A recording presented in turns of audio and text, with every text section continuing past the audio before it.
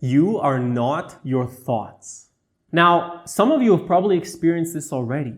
For some of you, it sounds really abstract and like, what do you mean I'm not my thoughts? And for others, it's complete bullshit. That's okay. Namaste, guys, and welcome to day 28 of our 30-day meditation transformation program. We're almost there. I'm so excited. I've been enjoying so much to share this program with you, to share these teachings with you. And today I want to talk about this idea, the idea that you are not your thoughts. We've already been talking about a lot of the things that we get identified with or that we define ourselves with. And the thoughts is a big one.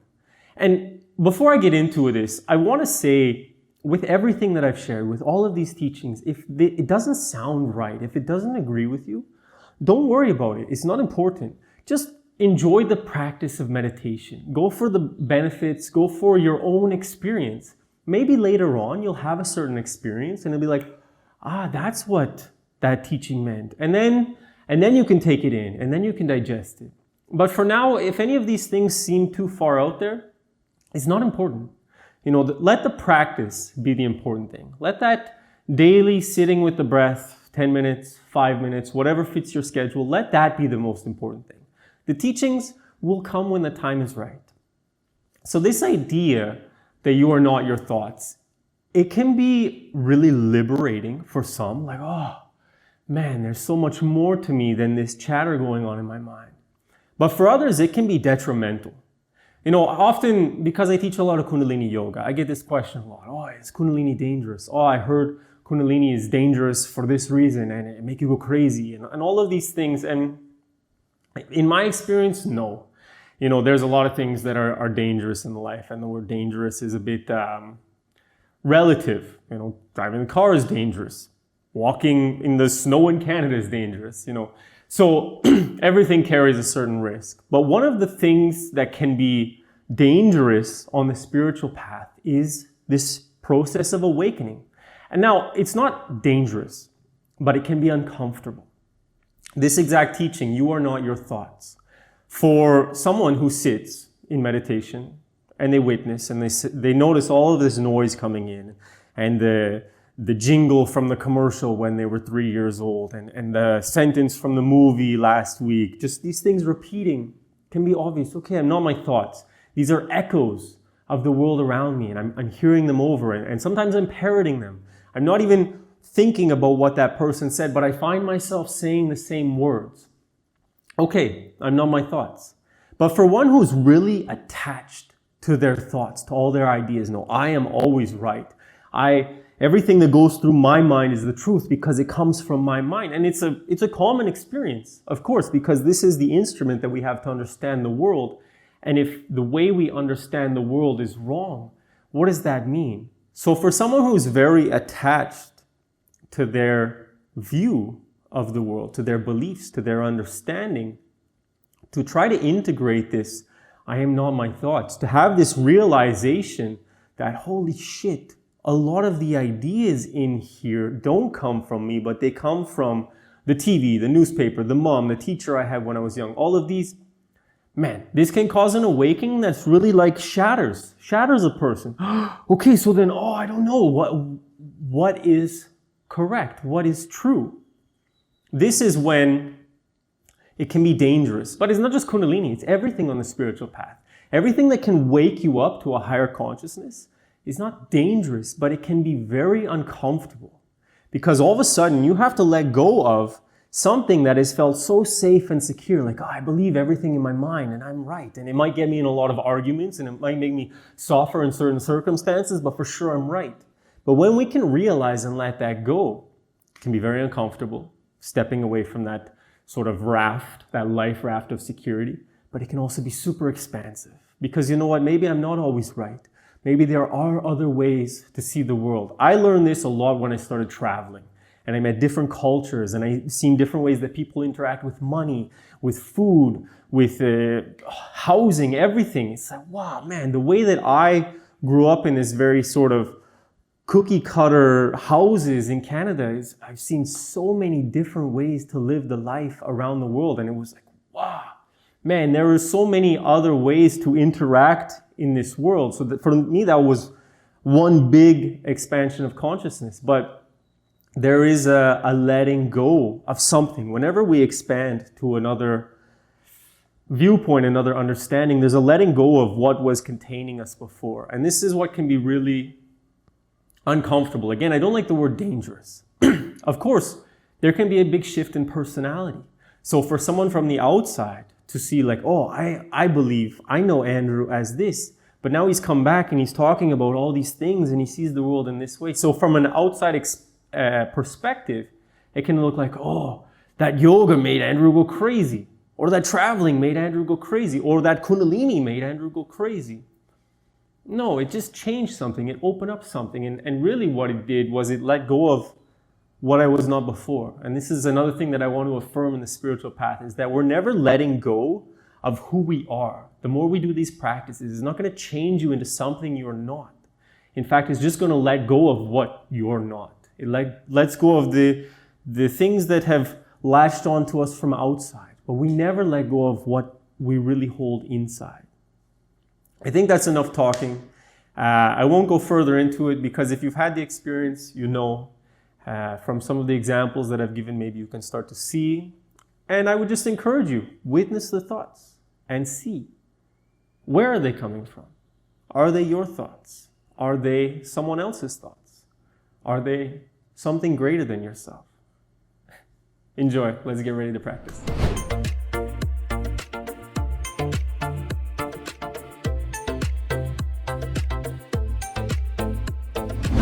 So we're at the final day where I will be instructing posture. The last 2 days is complete freedom, the meditation technique, the posture you choose. If you want to follow along, if you've been following along the whole time, we will be doing Siddhasana. So again, I'm going to take a cushion to sit on to elevate the hips. We will start with the legs spread wide. Yesterday we started with the left, so today we will start by bringing the right heel to the perineum, opening of the yoni. Bringing the left heel in, setting it on top, the pressure point for Siddhasana above the genitals. Tucking the upper toes down, pulling the lower toes up, locking that energy in. And today I'm going to encourage you, choose whatever technique of observing the breath you want. It's completely up to you. Use the noting, I am thinking about, and try to take it one step further without going into story. And just see, where is that thought coming from? What is triggering that thought? And then come back to the breath. Only take a second. Say, where is it from? Is it from someone else in the past? Is it from my projection into the future? Is it a worry someone else gave me? Just a brief little addition to the noting, the origin, and then come back to the breath. Okay, so have your item of ritual ready. We will prepare now. Sitting nice and tall, pressing the seat down, reaching the crown of the head up. Shoulders are back and down, heart is open, relaxed. Palms down or up, whatever you feel you need today. Close the eyes, go inside. Take a deep inhalation through the nose. Then open the mouth and sigh it out. Soften into the body. Again, deep inhalation. Open the mouth, sigh it out. Relaxing the mind. Coming to the here and now. One more time, deep inhalation. Sniffing even more, as much as you can. And let go.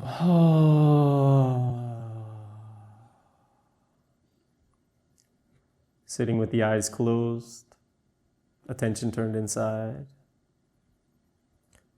Noticing where you are now before we begin the practice. Right here in the present. Take a moment to interact with your item. Opening the ritual, the ceremony, we will now begin our meditation.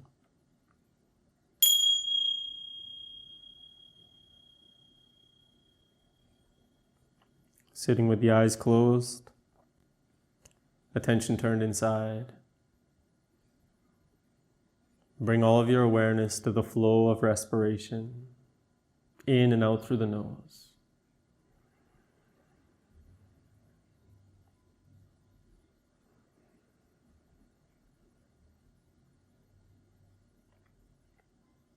Feeling the breath flowing in, flowing out, witnessing any sensations,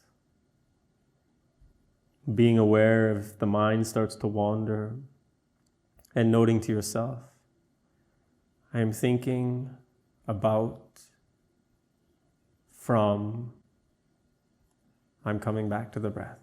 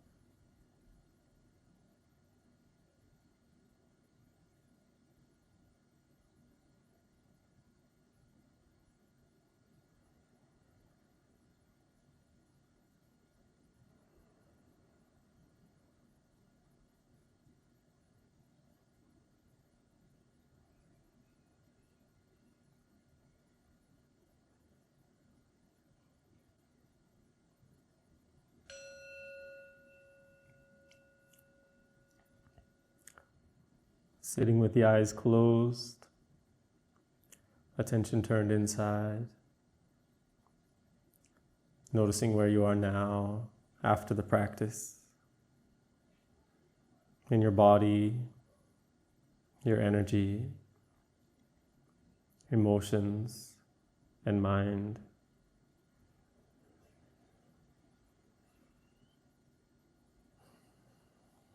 Giving thanks for this time to sit with yourself, this beautiful act of self-love, self-investigation, deepening the understanding and connection with your own body, your own mind.